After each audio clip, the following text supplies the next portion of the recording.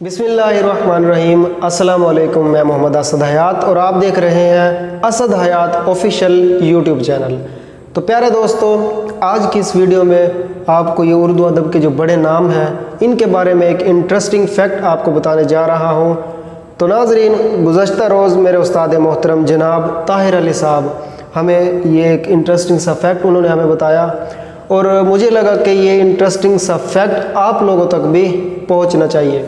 तो जैसा कि आप लोग जानते हैं, मिर्ज़ा असदुल्ला खान गालिब को, सर सैयद अहमद ख़ान को, इल्ताफ़ हुसैन हाली को, अल्लामा शिबली नुमानी रहमतुल्लाह अलैह, अल्लामा मोहम्मद इकबाल रहमतुल्लाह अलैह को।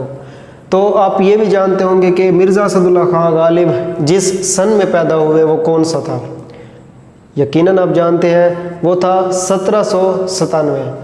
तो सबसे पहले मिर्ज़ा असदुल्ला खान गालिब जिस सन में पैदा हुए वो है 1797।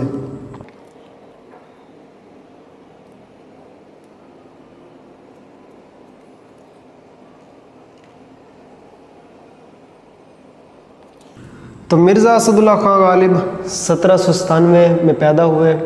अब आते हैं सर सैयद अहमद ख़ान की तरफ। सर सैयद अहमद ख़ान इनके एग्जैक्टली 20 साल बाद पैदा हुए। तो अब इसमें 20 अगर ऐड करें तो ये 20 हम ऐड करते हैं तो ये बनती है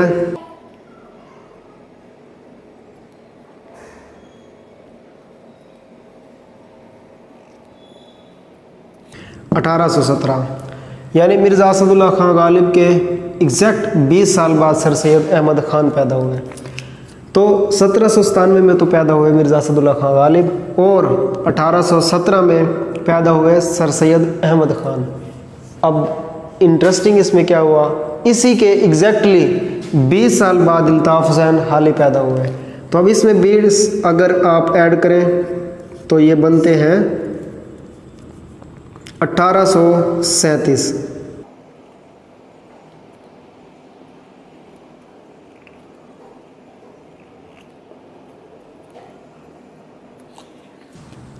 अब 1837 में पैदा हुए इल्ताफ़ हुसैन हाली। इसी में अगर आप 20 और ऐड करें तो अल्लामा शिबली नुमानी का जो सन है पैदाइश का वो निकल आता है। अब इसी में 20 ऐड करें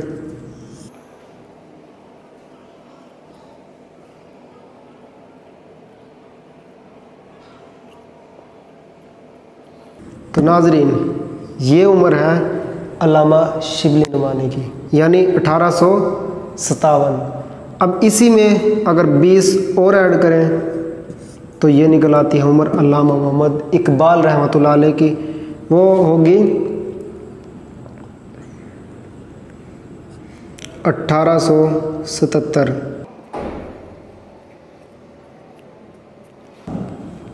तो ये देखें इंटरेस्टिंग फैक्ट, यानी इन सब की उम्रों में 20-20-20 अगर आप ऐड करते चले जाएंगे तो इनकी उम्रें निकलती आएंगी।